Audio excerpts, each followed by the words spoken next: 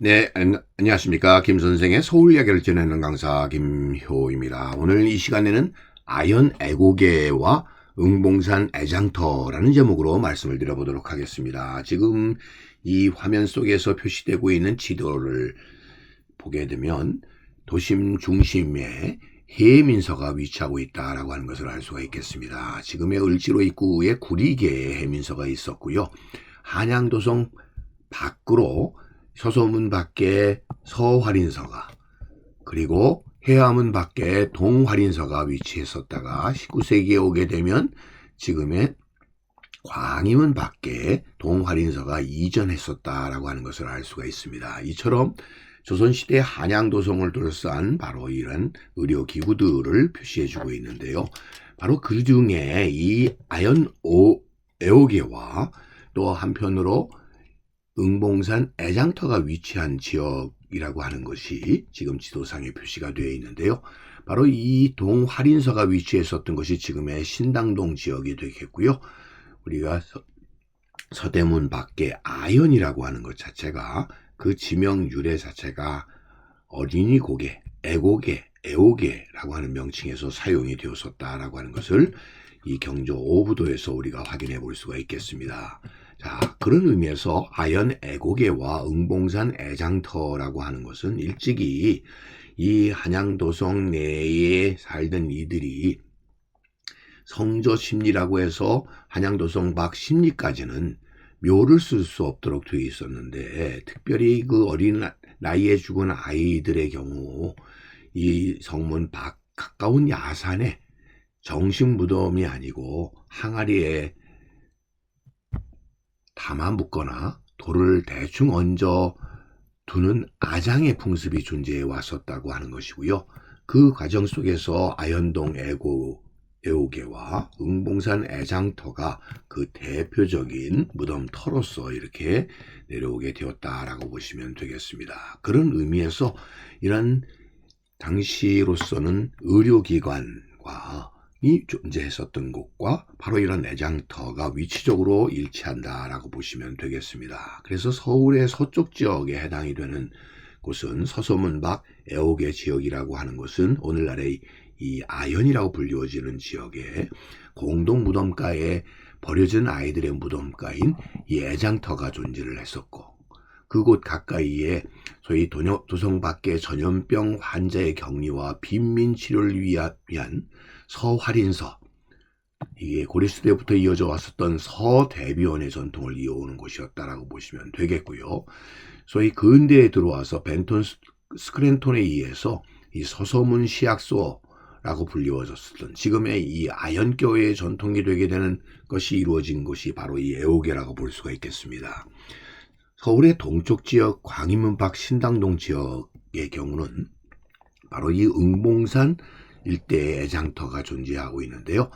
네, 존재해서 오늘날 그 이야기가 전해지고 있는데, 그곳은 일찍이 신당동 인근에 소위 동활인서가 위치했었던 곳과 일치한다고 보시면 되겠고요. 이것이 나중에 동대문 시약소, 소위 볼드윈 시약소가 설립되게 되어서 서울 동쪽 빈민치료의 기구가 되었었고, 지금은 없어졌습니다만 동대문 교회 터가 바로 그러한 예라고 보시면 되겠습니다. 그래서 이거를 지도에서 다시 한번 확인해 보게 되면 해민서를 중심으로 해서 도성 밖에 서활인서와 동활인서가 이렇게 존재했었다고 보시면 되겠고요. 그런 의미에서 이 활인서라고 하는 것 자체가 저희 동서대비원의 유래로 이어지게 되었었던 것으로, 도성 안에 역병치료, 즉 전염병이 들어왔을 때 이를 치료하기 위해서 설립을 했었던 곳이라고 보면 되겠습니다. 그러다 보니까 흔히 시신이 나가는 시구문인 소이문이나 광희문, 해암문 밖에 이런 활인서가 위치하게 되었었다라고 보시면 되겠고요. 그 중심에 있었던 것은 지금의 을지로 입구에 구리개에 있었던 해민서가 바로 대표적인 중심기구의 기능을 했었다라고 보면 되겠는데요.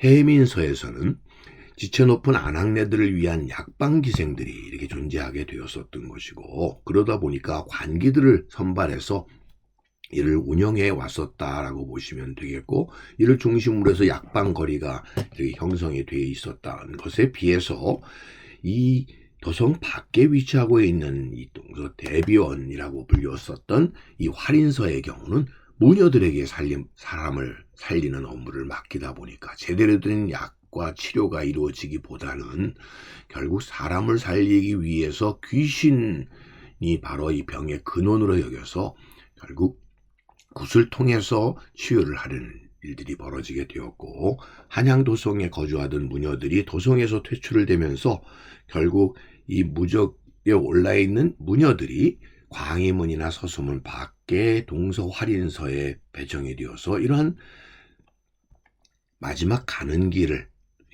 구려활동을 맡게 되었다라고 보시면 되겠습니다. 그래서 지금 현재 아현중학교 정문 앞에 서활인서에 이렇게 표지석이 남아있는 것을 우리가 확인을 해볼 수가 있겠고요. 그러다 보니까 애고개의 역사적 변천이라고 하는 것 자체가 이 전통적으로는 결국 아이들의 시신을 묻던 공동 무덤과 그 공간을 함께하게 되는 곳이었다고 보시면 되겠고요.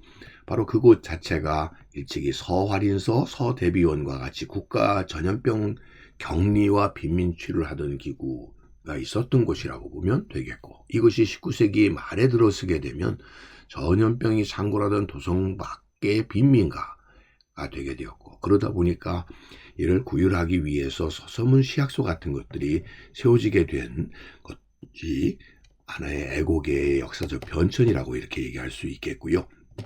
이것이 오늘날 소위 개신교회가 하나의 선교의 방식으로 등장을 하게 되는 이런 시약소가 오늘날의 이런 교회로 발전하게 되는 계기가 되었다라고 보시면 되겠습니다. 자, 동활인서의 경우는 지금 신당동 지역이 되겠고요. 흔히 이곳에 굿땅이 많다 보니까 이곳에 흐르던 하천의 이름도 신당천이라고 불려졌었던 곳이라고 보면 되겠습니다. 그래서 지금 신당역 가까이에 동활인서터가 위치하고 있었는데, 당시의 치료라고 하는 것 자체가 이런 굿을 통한 것이다 보니까 바로 이런 활인서가 있었던 자리에는 현재는 이렇게 한의원이 자리 잡았었던 것을 볼 수가 있겠고요.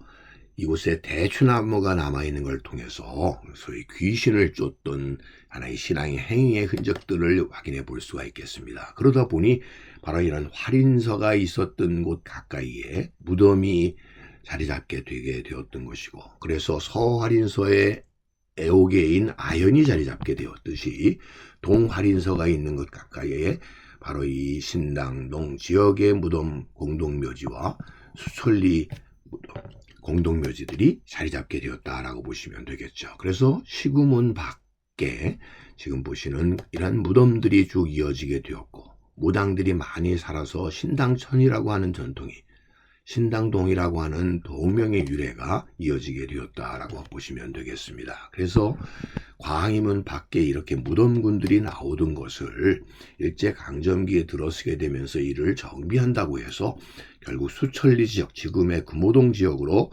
공동묘지가 이렇게 옮겨가게 되면서 이 응봉산 일대에 이런 많은 공동묘지들이 털을 잡게 되었었던 것이고, 그것이 바로 수천리 묘지로 자리 잡게 되었다라고 보시면 되겠습니다. 그래서 금호동 고개라고 불리우는 바로 이 무수막 고개 너머에 이런 공동묘지들이 자리 잡게 되었고, 그 곳 자체가 지금의 큰 매봉이라고 불리우는 곳이 당시에는 지금의 응봉산과 대연산 줄기 지역에 이런 무덤들이 자리 잡게 되면서 지금의 응봉산 지역에 인공암장이 있는 이 지역, 그나마 이 지역이 남을 수 있었던 것은 주변 지역이 다 아파트 단지로 변화됐기 때문이라고 보시면 되겠고요.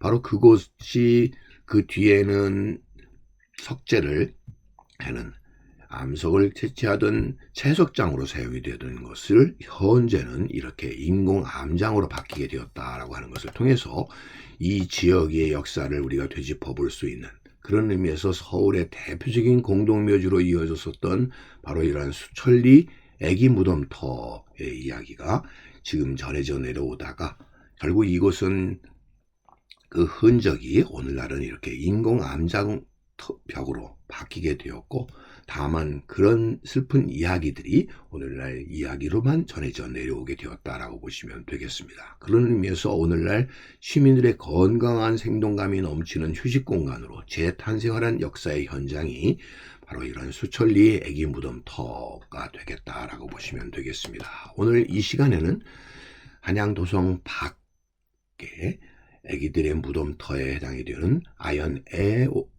애고개와 응봉산 애장터에 대해서 함께 알아봤습니다.